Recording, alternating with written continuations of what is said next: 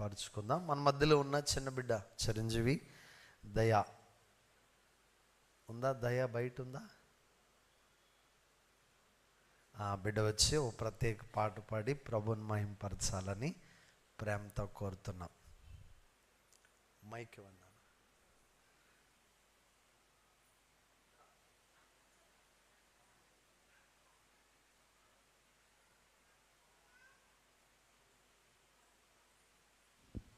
హల్లెలూయా.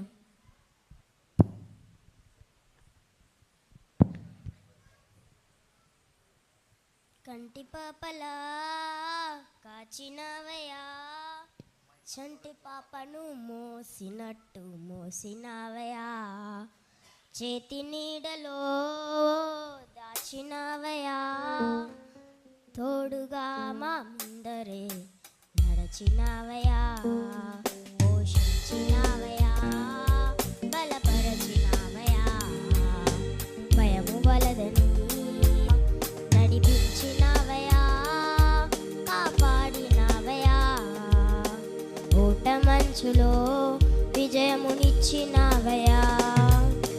మా తలంపులు కావు నీ తలంపులే, మా జీవితాలలో జరిగించినవయా, మా ఊహలే కాదు నీ ప్రణాళికే, మానక సమయానికి నెరవేర్చినవయా.